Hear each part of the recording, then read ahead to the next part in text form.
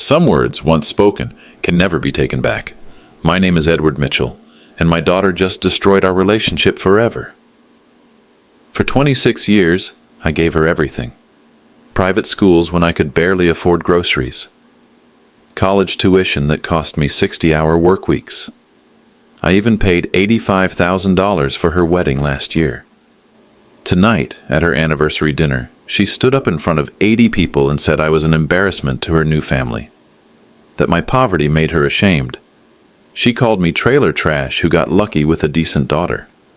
What she doesn't know is that her poor father quietly built something over 30 years that would shock everyone in that room, including her millionaire in-laws. But after what she just said, she'll never see a penny of it. I didn't argue. I didn't defend myself. I simply smiled, placed my napkin down, and said 3 words that changed everything. Call my attorney. If you're watching this, please subscribe and let me know where you're watching from. I think you'll want to hear how this story ends. But first, let me tell you how we got here. Victoria wasn't always like this. She used to be Daddy's little girl. When her mother Anna died of cancer 12 years ago, Victoria was only 14. I remember holding her in that hospital waiting room, both of us crying, promising her that nothing would change, that I'd be both parents now, that she'd still have everything she needed. I kept that promise, maybe too well. See, I'm a master electrician, been working construction since I was 18. After Anna passed, I took every overtime shift I could find, weekends, holidays, emergency calls at 2 in the morning. While other single dads were dating or taking breaks, I was pulling wire through commercial buildings and fixing electrical panels in basement floods. Victoria never saw the sacrifice. She saw the result. Private school tuition at Sacred Heart Academy, $4,000 a semester. I paid it by working 16-hour days, coming home covered in drywall dust and cable lubricant. When she complained that her friends had newer cars, I bought her a used Honda Civic for her 16th birthday. Cost me $8,000 I'd save for a new roof. I fixed the leaks myself instead. College was worse. Ohio State, out-of-state tuition because she wanted to study marketing, $39,000 a year. I sold my motorcycle, picked up a second job doing electrical work for a property management company on weekends. I wore the same 3 work shirts for 4 years because every spare dollar went to her education. She graduated magna cum laude. I was so proud. Sat in that stadium in my only good shirt, the one I wore to Anna's funeral, watching my daughter walk across that stage. She didn't wave when they called her name. Later, she said she didn't see me in the crowd. That should have been my first warning. The changes started small. She got an internship at some marketing firm in Columbus, started talking about networking and branding. Came home for Christmas, wearing clothes that cost more than my monthly mortgage payment. When I asked where the money came from, she said it was about investing in your image. Then she met Bradley Blackwell at some charity gala her company sponsored. The Blackwells own half of New Albany. Old money. The kind that's been rich so long they forgot what it's like to work for anything. Bradley's great-grandfather built their fortune in steel and railroads back in the 1800s. His father James runs Blackwell Industries now, commercial real estate, development projects, the works. Victoria started dating Bradley in March 2 years ago. By June, she was talking differently, using words like appropriate and refined. She stopped coming to our neighborhood 4th of July barbecue because it was not her scene anymore. The engagement happened fast. 8 months after they met, Bradley proposed with a ring worth more than my annual salary. The wedding planning took over her life. Everything had to be perfect. Everything had to match their standards. I paid for half that wedding, $85,000, emptied my savings account, took out a loan against my pension. When Victoria's future mother-in-law Penelope suggested that might be too much financial strain for someone in my position, I told her not to worry about it, that I'd handle my responsibilities as the bride's father. Victoria never thanked me. Not once. The ceremony was beautiful. St. Christopher's Cathedral, 300 guests, a reception at the country club. I wore a rented tuxedo and sat at table 12, far from the Blackwell family section. During the father-daughter dance, Victoria whispered in my ear, "Please don't embarrass me tonight, Daddy." I should have known then that I'd already lost her. But I kept hoping, kept believing that my little girl was still in there somewhere, just confused by all the new wealth and social pressure, that she'd remember who raised her, who sacrificed everything to give her the opportunities that led her to this moment. I was wrong. After the wedding, the distance became a chasm. Victoria moved into the Blackwell estate, a $2.3 million mansion in New Albany's historic district. 8 bedrooms, 6 bathrooms, and a circular driveway longer than my entire street. I was invited over exactly twice in the first year of their marriage. The first time was for Easter dinner. I brought homemade dinner rolls, Anna's recipe that Victoria used to love. Penelope Blackwell took one look at my contribution and said, "How quaint. We'll put these in the kitchen." They never made it to the table.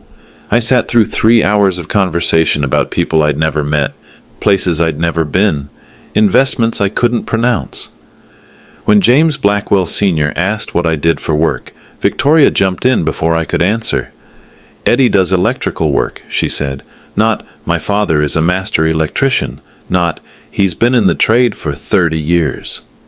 Just electrical work, like I was some handyman they'd hired to fix a broken outlet.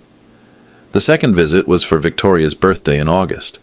I brought her a photo album I'd made, filled with pictures from her childhood, our family vacations to Cedar Point, her high school graduation, the day she learned to ride a bike, Anna teaching her to bake cookies in our kitchen. Victoria flipped through it for maybe 30 seconds. "This is sweet, Dad," she said, then handed it to the housekeeper. "Could you put this somewhere safe upstairs?" I never saw it again.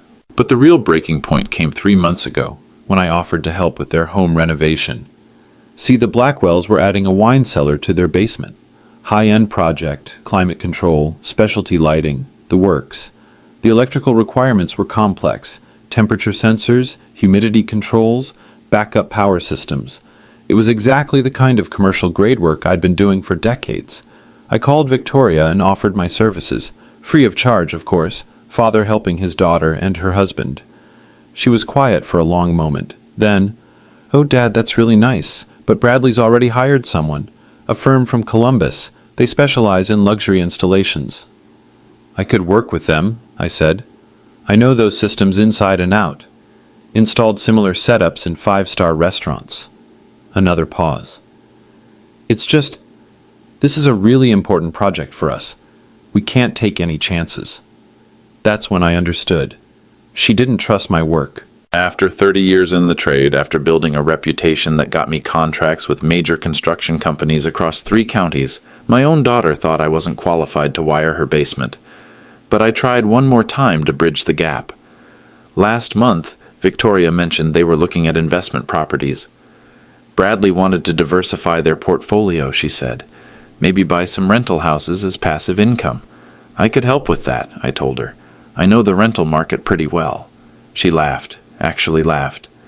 "Dad, we're talking about serious money here. This isn't like buying a house to live in.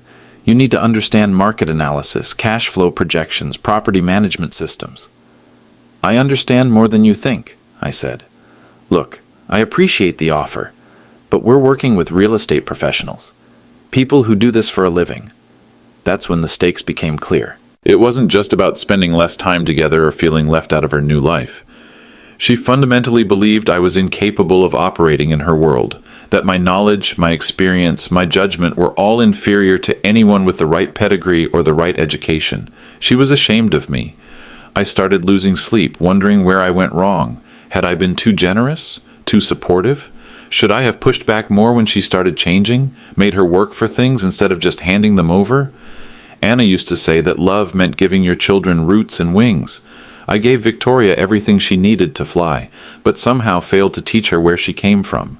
The medical bills from Anna's cancer treatment cost me $43,000 after insurance. I could have used that money for a dozen different things. A better house, a newer truck, maybe even a vacation somewhere warm. Instead, I chose to spend it trying to save the woman who would have kept our family together. If I stayed silent now, if I kept accepting Victoria's disrespect, I wouldn't just lose my dignity. I'd lose the memory of Anna and everything we built together. Some battles are worth fighting, even when you love the person you're fighting. Especially then. But I had no idea that Victoria was about to make the choice for me. The first real confrontation happened at the Blackwell family's Labor Day barbecue. I almost didn't go. Victoria had invited me, but the way she phrased it told me everything I needed to know. If you want to come by, that's fine. Just, maybe dress nicely. I showed up in my best khakis and a polo shirt I'd bought specifically for the occasion. $42 at Macy's, still had the receipt in my wallet. I thought I looked decent. Apparently, I was wrong. The party was exactly what you'd expect. 50 people scattered across 2 acres of perfectly manicured lawn, everyone holding drinks that cost more than my daily wage. I recognized maybe 3 faces. The rest were Blackwell family, business associates, people from Victoria's new social circle. I stood near the pool house, trying to make conversation with Bradley's cousin about the weather. That's when I overheard Victoria talking to a group of women by the outdoor bar. "Oh, my father couldn't make it tonight," she was saying. I was standing 30 feet away. One of the women glanced in my direction. "Isn't that him over there?" Victoria followed her gaze, saw me listening, and her face went white. "No, that's—" She paused, searching for words. "That's Eddie. He's helping with some work around the house." I felt like I'd been punched in the stomach. She introduced me as hired help, her own father, reduced to the lawn crew. I walked over slowly, my hands shaking with rage I was trying hard to control. "Hey, sweetheart," I said, keeping my voice level. "Thought I'd come say hello to your friends." The group went silent. Victoria's face was bright red now. "Dad, these are some colleagues from Bradley's office." "Nice to meet you all," I said, extending my hand to the woman who'd asked the question. "I'm Edward Mitchell, Victoria's father." The woman looked confused. "Oh, I thought you said your father wasn't here tonight." Victoria started talking fast, trying to cover her tracks. "I meant my stepfather. Eddie's my biological father, but he's not really—" She trailed off, realizing she was making it worse. "Not really what?" I asked. "It's complicated," she said, refusing to meet my eyes. That's when Bradley appeared, drink in hand, completely oblivious to the tension. "Eddie, good to see you, man. How's the electrical business?" One of the women perked up. "Oh, you're an electrician? That's wonderful. We've been having issues with our chandelier flickering. Do you do residential service calls?" Before I could answer, Victoria jumped in. "Dad doesn't really do that kind of work anymore. He's more of a consultant now." I stared at her. A consultant? She couldn't even admit that her father worked with his hands. "Actually," I said, "I've been doing residential and commercial electrical work for 30 years. Licensed master electrician. If you're having issues with your chandelier, it's probably a loose connection in your dimmer switch or voltage fluctuations in your main panel." The woman smiled. "That sounds exactly right. Our lights have been dimming randomly for weeks.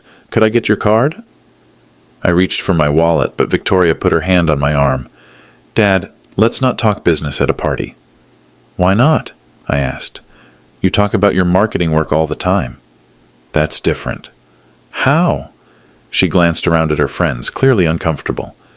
"It just is." The group was watching this exchange like a tennis match. Bradley had wandered off to get another drink, completely missing the drama.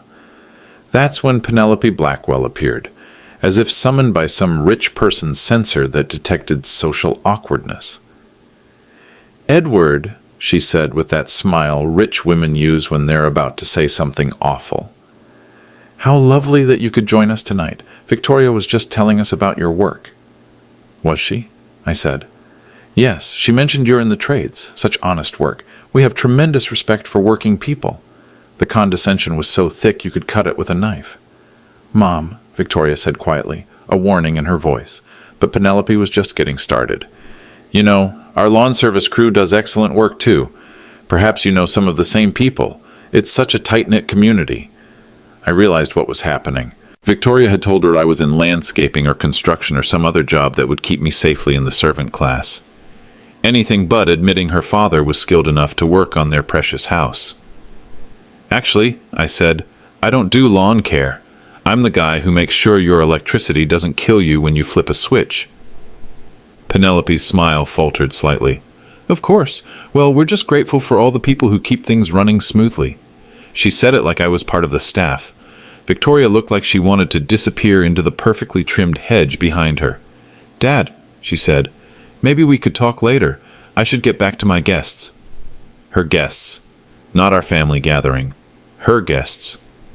Sure thing, I said. Enjoy your party. I left without saying goodbye to anyone else. The drive home took 20 minutes. I spent every one of them replaying that conversation, feeling angrier with each mile. My daughter was ashamed of me. Not just embarrassed, actively ashamed. She would rather lie about my profession than admit her father was a tradesman. But what hurt most wasn't the disrespect. It was the realization that she genuinely believed the lie was better than the truth, that being her father wasn't good enough anymore. I didn't know it then, but that barbecue was just the warm-up. The real humiliation was still coming. The phone call started the next week, not from Victoria. We hadn't spoken since the barbecue disaster. These were business calls, calls that might have seemed routine to anyone listening, but they were actually the first signs of what was about to unfold. Tuesday morning, my property manager, Ray Phillips, called while I was finishing my coffee. "Eddie, we've got the Henderson Street duplex inspection results back. Everything passed, but the new tenants want to move in early. Can you sign off on the lease amendment?" "No problem," I said. "Email me the paperwork." Also, the mortgage payment on the Oakwood property went through yesterday. We're officially 2 years ahead of schedule on that one. I smiled. Anna would have loved seeing that paid off early. Ray had been helping me manage my properties for 8 years now. Good guy, former real estate agent who understood the business inside and out. Most people didn't even know we worked together. Friday afternoon, my attorney Anderson called. "Edward, I've been reviewing your portfolio structure like we discussed. If you're serious about the charitable trust option, we should start the paperwork soon. There are tax implications we want to get ahead of." "What's the timeline look like?" I asked. 60 to 90 days for a full setup, depending on how complex you want the distribution structure. But I'd recommend having everything ready before the end of the year. "Good to know. I'll think about it." Also, your property insurance renewals are coming up in October. $12 million in coverage across all 24 units.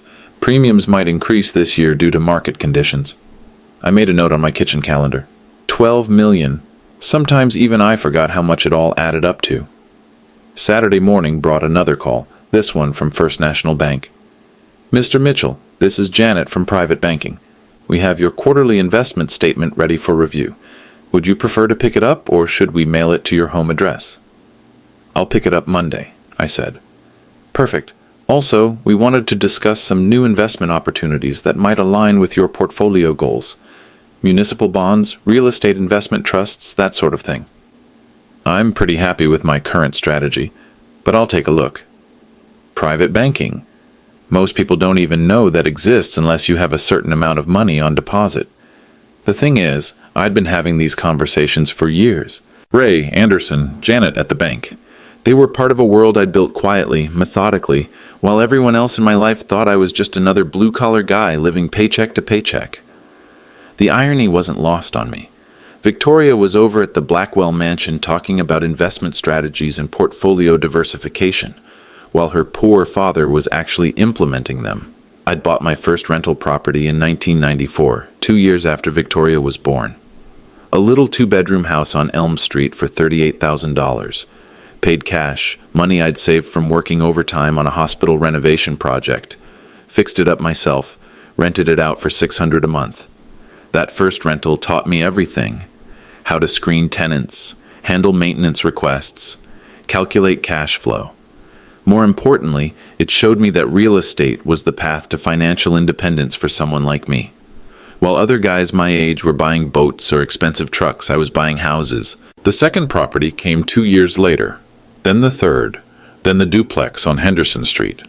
Every spare dollar went into the next purchase. I did all the electrical work myself, hired local contractors for plumbing and roofing, kept costs low and quality high. By the time Anna got sick, I owned 8 properties. The rental income covered our medical expenses when my insurance fell short. It paid Victoria's private school tuition when construction work slowed down during the recession. After Anna died, I threw myself into the business even harder, partly to stay busy, partly because I knew Victoria would need money for college. I bought 3 more properties that year, including a 4-unit building that generated $2,400 monthly. The portfolio grew steadily. 15 properties by Victoria's high school graduation, 20 by the time she started college. Now 24 rental units across 3 counties, generating $34,600 per month in gross rent. Total portfolio value, $8.3 million. Monthly net income after expenses, $21,400. Annual income, just over $380,000. More than James Blackwell Sr. probably made in his best years. But here's the thing about building real wealth, the kind that lasts, the kind that can't be taken away by market crashes or business failures or corporate downsizing. It's invisible until you choose to make it visible. I'd chosen to keep it hidden, lived in the same modest house, drove the same reliable truck, shopped at the same grocery stores. Let people make their assumptions, including my daughter. But assumptions, I was about to learn, can be dangerous things, especially when they're about to be shattered in front of 80 witnesses. The anniversary dinner was Victoria's idea. She called me 3 days before, the first time we'd spoken since the Labor Day disaster. "Dad, Bradley and I are having a little celebration for our 1-year anniversary. Saturday night at the country club. I'd like you to be there." I was surprised. "You sure about that?" "Of course I'm sure. You're my father." Something in her tone made me cautious, but I agreed. Maybe she'd had time to think about how she'd treated me. Maybe this was her way of trying to repair things. I should have known better. Saturday evening, September 14th, I drove to Muirfield Village Golf Club in my best suit, the same one I'd worn to Victoria's wedding, dry cleaned for the occasion. I'd even bought a new tie, navy blue with small silver dots. Professional, but not flashy. The private dining room was elegant. Soft lighting, white tablecloths, fresh flowers on every table. About 80 people mingled around cocktail tables, everyone dressed like they'd stepped out of a magazine. I recognized some faces from the wedding, Bradley's business associates, Penelope's charity committee friends, various Blackwell relatives, Victoria's co-workers from the marketing firm, a few neighbors from the estate area. Victoria looked stunning in a black dress that probably cost more than my monthly grocery budget. She was laughing at something one of Bradley's aunts had said, completely in her element. I approached carefully, not wanting to interrupt. "There's my beautiful daughter," I said when there was a pause in conversation. Victoria turned, and for just a moment, I saw something flicker across her face. Embarrassment, maybe, or annoyance. "Dad, you made it." She kissed my cheek dutifully. "Everyone, this is my father, Edward Mitchell." Polite smiles all around, a few handshakes. The kind of acknowledgement you give to someone's distant relative or family friend. Pleasant but forgettable. Dinner was scheduled for 7:30. I found my assigned seat at table 9, near the back of the room. The Blackwell family occupied the first 3 tables. Victoria and Bradley sat at the head table with James Sr., Penelope, and what I assumed were Bradley's siblings and their spouses. The woman next to me introduced herself as Carol, somebody's wife from Bradley's office. Nice enough, but we had nothing in common.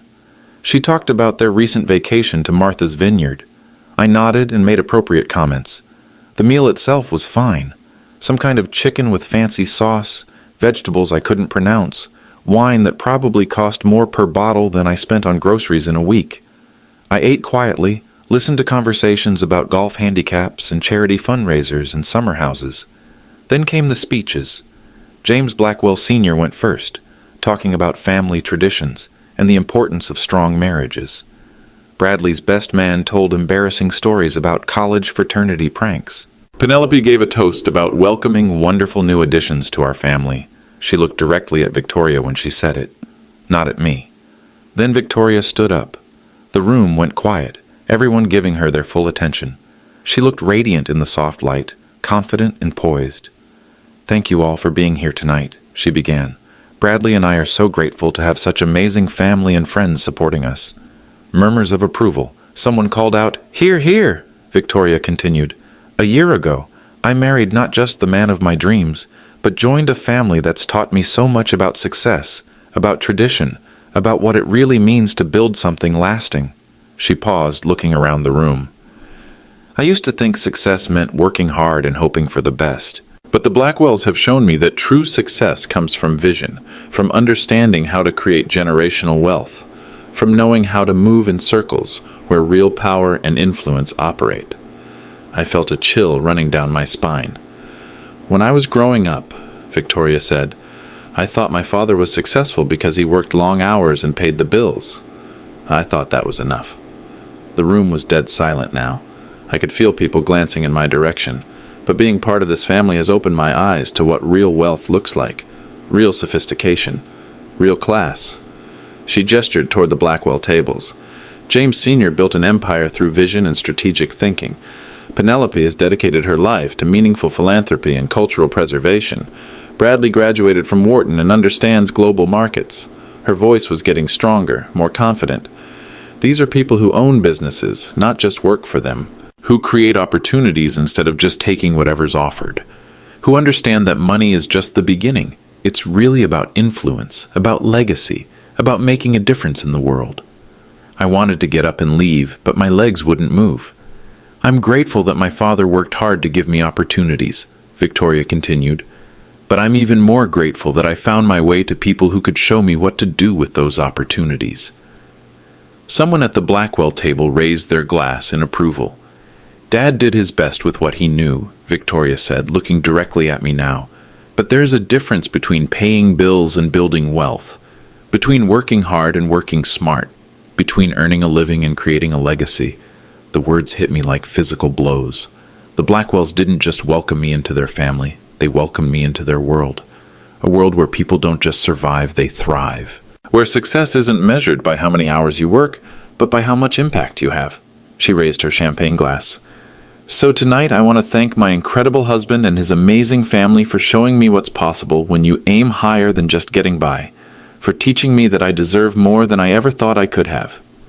The room erupted in applause. People were standing, clapping, calling out congratulations. Victoria glowed in the attention, completely vindicated in her new worldview. But she wasn't finished. As the applause died down, she added one final thought. I used to be embarrassed about where I came from, about the gap between my background and Bradley's. But now I realize that marrying up isn't something to be ashamed of. It's something to be proud of. It means you recognized your worth and refused to settle for less. She looked at me one more time. I love my father, but I refuse to apologize for choosing a better life, for wanting more than just scraping by paycheck to paycheck, for recognizing that real success means joining people who think bigger than just making rent. The final applause was thunderous. I sat there, frozen, as 80 people celebrated my daughter's public rejection of everything I'd taught her, everything I'd sacrificed for, everything I represented. In that moment, Victoria wasn't just choosing the Blackwells over me. She was announcing that Edward Mitchell, master electrician, widower, 30-year homeowner, the man who'd raised her alone and given her everything, simply wasn't good enough. Had never been good enough. Would never be good enough. That's when I reached for my phone and sent a text message that would change both our lives forever. Anderson, emergency. I need you at Muirfield Village Golf Club. Now. Bring the portfolio files. The applause was still dying down when I stood up from table 9. Victoria was accepting congratulations, glowing in the validation of her new family. Bradley was shaking hands with his father. Penelope was dabbing at her eyes with a napkin, apparently moved by her daughter-in-law's eloquent rejection of her raising. I walked slowly toward the head table, my phone in my hand. Victoria, I said quietly. She turned, still flushed with triumph. Dad, what did you think of my speech? I think it was very honest, I said, very revealing. Something in my tone made her smile falter slightly. Good, she said, though she sounded less certain now. I want to thank you, I continued, speaking loud enough that the nearby tables could hear, for being so clear about your feelings, about what you think of me, my work, my life. The conversations around us began to quiet. Dad, I didn't mean... Oh, you were very clear, I said, scraping by paycheck to paycheck, just making rent, working hard instead of working smart. James Blackwell Sr. was watching us now, his expression curious. You want to know what working smart looks like, Victoria? I held up my phone, showing her the text I'd just sent. I've asked my attorney to join us tonight, with some paperwork. Victoria's face went pale. Your attorney? Anderson, Mitchell and Associates. They handle my real estate portfolio. The words real estate portfolio seemed to echo in the sudden silence. Penelope Blackwell leaned forward.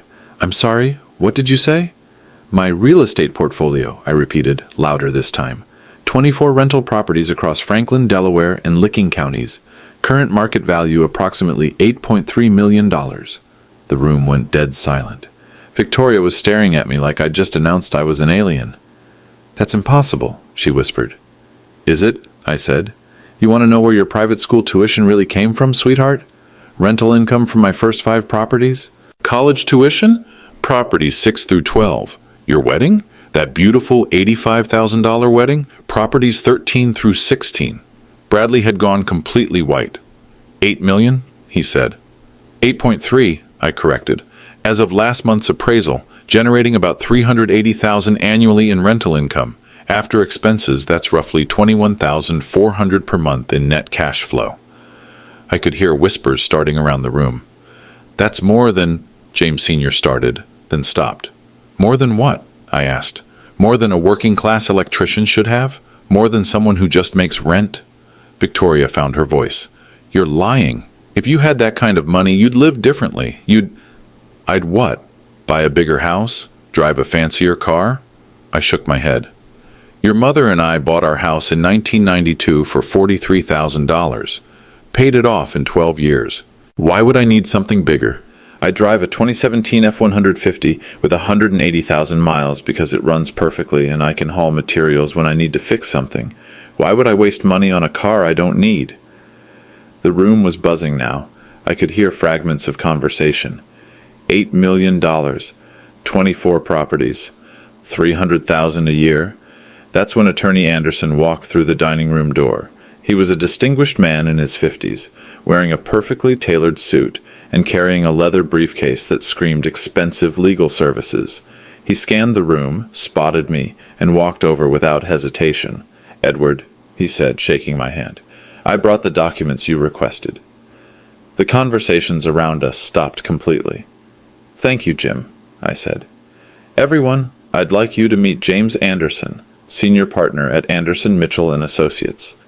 He's been my attorney for 20 years. Anderson nodded politely to the room. "Good evening. I apologize for the interruption."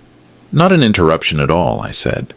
"My daughter was just telling everyone about the difference between working hard and working smart. I thought she might like to see what working smart actually looks like." Anderson opened his briefcase and pulled out a thick folder. "Current portfolio summary," he said, handing it to Victoria. "Property deeds, mortgage status, rental agreements, financial statements." Victoria took the folder with shaking hands. "The first page is a summary," Anderson continued. 24 properties. Total acquisition cost of $2.1 million over 30 years. Current appraised value $8.3 million. Annual gross rental income $415,000. Net annual income after all expenses $379,800. He might as well have been speaking a foreign language, based on the expressions around us. Victoria opened the folder. Her eyes went wide as she saw the first page. This is real?" "Very real," Anderson said. "Your father has one of the most successful small-scale real estate portfolios I've seen. Acquired entirely through cash purchases, no speculation, conservative growth over 3 decades, textbook wealth building." James Blackwell Sr. had stood up and walked over. "May I?" he asked, gesturing to the folder. Victoria handed it to him numbly. James Sr. flipped through several pages, his expression growing more impressed with each one. "These are prime properties," he said. "Excellent locations, strong rental history. Who manages them?" "Phillips Property Management," I said, "though I handle all the major decisions myself." "Smart," James Sr. nodded approvingly. "Keep control of your assets." He looked up at me with new respect. "This is impressive work, Edward. Really impressive." The room was in complete chaos now. Everyone was talking at once, trying to process what they'd just learned. Penelope Blackwell looked like she'd swallowed something unpleasant. "But you're an electrician," she said weakly. "I'm a master electrician," I corrected, "which means I understand systems, problem-solving, and the value of methodical work. Turns out those skills transfer pretty well to real estate investment." Victoria was still staring at the portfolio, her face cycling through shock, confusion, and something that might have been horror. "Why didn't you tell me?" she whispered. "Because you never asked," I said simply. "You assumed. You decided that because I work with my hands and live modestly, I must be poor. Because I don't flash money around or talk about my investments at dinner parties, I must be struggling. I gestured around the room. You wanted to know the difference between earning a living and creating a legacy? Victoria, I own more real estate than most of the people in this room. I've built something that will generate income for decades. I've created actual wealth, not just the appearance of wealth. The hurt in her eyes was obvious now, but I wasn't finished. And the saddest part? I built it all for you.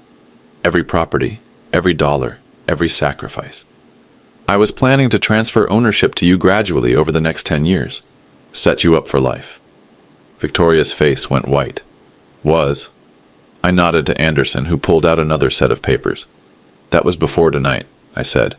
Before you stood up in front of 80 people and announced that your father's life's work wasn't good enough, that I wasn't good enough, that everything I taught you about hard work and humility and building something real was just settling for less. Anderson handed me the papers. These are will modifications, I said. As of tonight, the entire portfolio goes to the Anna Mitchell Memorial Foundation for Single-Parent Families. Victoria gets nothing. The silence in the room was deafening. Victoria looked like she might faint. Dad, please, I didn't know. No, I said firmly. You didn't know because you didn't want to know. You were too busy being ashamed of me to actually learn anything about me. I looked around the room at all the shocked faces. You want to know what generational wealth really looks like? It's not about the money you inherit. It's about the values you pass down, the respect you show for the people who came before you, the gratitude you have for the sacrifices others made for your opportunities. I turned back to Victoria. I gave you everything, education, opportunities, even paid for the wedding that introduced you to this family. All I asked for in return was a little respect, a little acknowledgement that maybe, just maybe, your old man might know something about building a life worth living. My voice was steady, but I could feel the emotion underneath. Instead, you chose to publicly humiliate me, to announce that marrying up meant leaving me behind, to treat me like an embarrassment you had to overcome. The tears in Victoria's eyes were real now. Congratulations, I said. You've succeeded in joining a family that values appearance over character. Now you can enjoy it without any reminders of where you came from. I took the signed papers from Anderson and put them back in the briefcase. Good evening, everyone. Thank you for a very educational night. And then I walked out of that dining room, leaving my daughter to explain to 80 witnesses how she'd just lost $8.3 million with a single speech. The phone calls started before I even made it to my truck. Victoria first, her voice shaking. Dad, please, we need to talk. I didn't understand. I declined the call. Then Bradley, then Penelope, then even James Sr., which surprised me. I declined them all. By the time I got home, there were 6 voicemails waiting. I deleted them without listening. Sunday morning brought visitors. Victoria's BMW pulled into my driveway at 8:30, followed by Bradley's Mercedes. They sat there for 10 minutes before finally getting out and walking to my front door. I watched them from my kitchen window. Victoria had been crying, her makeup was smudged, and she kept wringing her hands. Bradley looked nervous, uncertain. The doorbell rang. I didn't answer. They rang again, then knocked. Finally, Victoria called out, Dad, please, I know you're in there. We just want to talk. I opened the door but didn't invite them in. Say what you need to say, I told them. Victoria's face crumpled. I'm so sorry. I didn't know about the properties, about any of it. If I had known, you would have what? I interrupted. Treated me differently? Been nicer? That's exactly the problem, Victoria. Your respect was conditional on my bank account. That's not fair, she said. You were just what? Telling the truth about how you see me? About what you really think of the man who raised you? Bradley stepped forward. Mr. Mitchell, I think there's been a misunderstanding. Has there? I looked at him. Did your wife not spend 10 minutes explaining to 80 people why she was embarrassed by her working-class father? Did she not announce that marrying into your family meant choosing a better life than what I provided? Bradley's mouth opened and closed without sound. I recorded the speech, I said. Anderson suggested it might be useful for legal purposes. Victoria went pale. You recorded it? Every word. Would you like me to play it back for you? She shook her head, tears starting again. Dad, I was wrong. I said terrible things, but you can't throw away our entire relationship over one mistake. One mistake? I said. Victoria, this wasn't a slip of the tongue. This was who you've become. This was your chance to choose between your old family and your new one, and you made your choice very publicly. I stepped back from the door. The legal papers are already filed. The foundation will be operational within 60 days. Every property, every investment account, every dollar goes to helping single parents who actually appreciate what they have. But I'm your daughter, she whispered. Yes, I said, you are. And that's what makes this so heartbreaking. Bradley tried one more time. Surely we can work this out. Family is family, right? Maybe if Victoria apologizes publicly. This isn't about apologies, I said. This is about consequences. Your wife spent years learning to be ashamed of me. Now she can learn to live with the results. I started to close the door, then stopped. Oh, and Bradley? You might want to have a conversation with your father.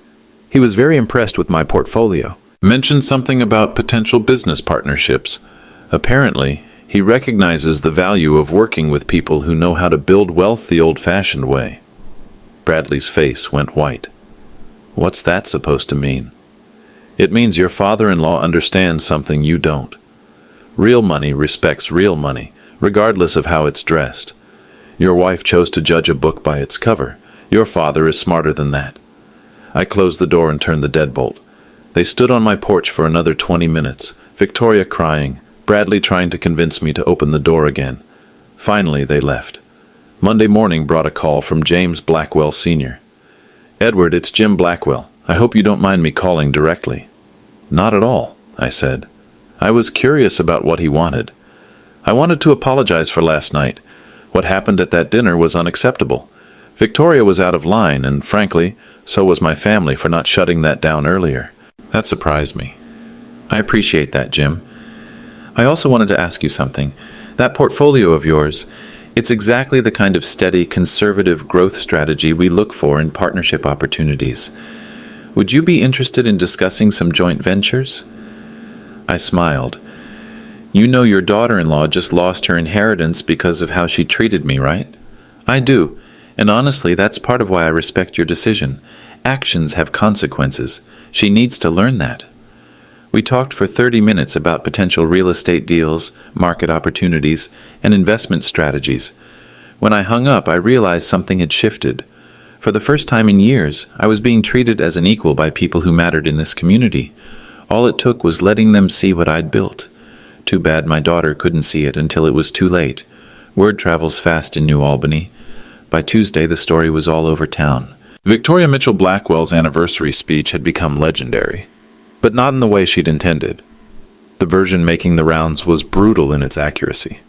A young woman publicly humiliating her father for being poor, only to discover he was worth $8 million. A daughter losing her inheritance because she was too ashamed to acknowledge the man who'd given her everything. Ray Phillips called that afternoon with an update. Eddie, you're not going to believe this. I've had 3 calls today from people wanting to know if you're taking on new investors. Word is out about your portfolio. 3 calls from who? I asked. Real estate agents mostly, but also Janet Morrison, you know, the city councilwoman. Her husband owns that construction company. They want to talk partnership opportunities. What kind of partnerships? Development deals mostly. Apparently, your reputation for smart conservative investments is exactly what they're looking for in joint ventures. It was ironic. For 30 years, I'd kept my business quiet, preferring privacy to publicity. Now, thanks to Victoria's speech, everyone in the county knew about my real estate success. The calls kept coming. Contractors who wanted to bid on renovation projects. Property management companies offering their services. Even a reporter from the Columbus Dispatch wanting to do a story about local electrician's real estate empire. I declined the interview, but accepted several business meetings. Thursday brought news from a different direction. Victoria had quit her job at the marketing firm. According to the rumor mill, she was taking time to reassess her priorities. Translation, she was hiding from the social embarrassment. The story had reached her workplace, her social circle, even the country club. Everyone knew she'd thrown away a fortune because she was ashamed of her father's work. Friday afternoon, I was replacing an outlet at Mrs. Patterson's house when she brought up the subject. Edward, I hope you don't mind me saying, but what happened at that dinner was just awful. I can't imagine treating my father that way, especially after everything you did for that girl. Mrs. Patterson was 78, had lived in New Albany for 40 years. She'd known Victoria since childhood. I raised her better than that, I said, focusing on the electrical work. Or thought I did. You did, she said firmly. But sometimes children get confused about what's important. Maybe she'll figure it out. Maybe, I said, though I didn't believe it. You know, Mrs. Patterson continued, my bridge club was talking about this yesterday. Every one of us wishes we had a father who worked as hard as you did, who sacrificed like that. Victoria doesn't know how lucky she was. That evening, James Sr. called with another business proposition. Edward, I've been thinking about our conversation. What would you say to a consulting arrangement? We've got several development projects where your experience would be invaluable. What kind of consulting? Investment strategy mostly. Due diligence on property acquisitions. You've got an eye for value that frankly puts our analysts to shame. The offer was generous. More than generous. I appreciate the opportunity, Jim. There's one more thing, he said. Victoria came to see me yesterday. She's struggling with this situation. I didn't respond. I told her the same thing I told my son when he made a mistake that cost him financially. Actions have consequences. You can't undo them, you can only learn from them. What did she say? Not much, but I think she's starting to understand what she lost. Not just the money, the relationship. Maybe that was true. Maybe Victoria was finally grasping the magnitude of what she'd thrown away. But understanding and accepting are different things, and some bridges, once burned, can never be rebuilt, no matter how much money you offer to repair them. 6 months later, Victoria made one final attempt. She showed up at my house on a Saturday morning in March, driving a modest Honda instead of her usual BMW. She looked different, tired, humbler, wearing jeans and a simple sweater instead of designer clothes. Dad, she said when I opened the door, I know you probably don't want to see me, but I needed to try one more time. I didn't invite her in, but I didn't close the door either. I've been going to therapy, she continued, trying to understand how I became the person who could stand up and say those things about you, about the man who gave me everything. She was crying now, but quietly. I lost my job, most of my friends. Bradley and we're having problems. Turns out his family respects you more than they respect me now. I listened without commenting. I know I can't undo what I said. I know I can't take back that night. But Dad, I'm trying to learn. I'm trying to become someone who deserves your forgiveness. She pulled out a folded piece of paper. I wrote this. It's a letter to the local newspaper, explaining what really happened that night, taking full responsibility, acknowledging that you built something amazing and I was too blind and selfish to see it. I took the letter and read it. It was honest, painful, and completely accurate about her behavior and my sacrifice. I'll publish it if you want me to, she said. Or not, if you prefer privacy. I needed you to know that I finally understand what I did to you. I folded the letter and handed it back. Victoria, I appreciate this. I really do. And I'm glad you're getting help. But, she said, hearing the word I hadn't spoken, but some things can't be fixed. Some words can't be taken back. You didn't just hurt my feelings that night. You revealed who you'd become. Someone who would publicly reject the person who loved her most. She nodded, tears flowing freely now. I understand, she whispered. I hope your therapy helps, I said. I hope you find peace with yourself, but I can't be part of that process. She stood there for a moment, then turned and walked back to her car. I watched her drive away, knowing it was probably the last time I'd ever see her. The Anna Mitchell Memorial Foundation officially opened 3 months later, providing emergency assistance and educational scholarships to single-parent families across Ohio. The first recipient was a widowed father of 2, an HVAC technician trying to put his kids through college. Sometimes the best way to honor your past is to help others build their future. If you're watching this, I hope you remember that respect isn't something you inherit. It's something you earn. And once you lose it, money can't buy it back. Thanks for listening to my story. Let me know in the comments where you're watching from, and subscribe if you want to hear more stories about what happens when quiet dignity meets loud arrogance. Sometimes the smallest voices carry the biggest truth.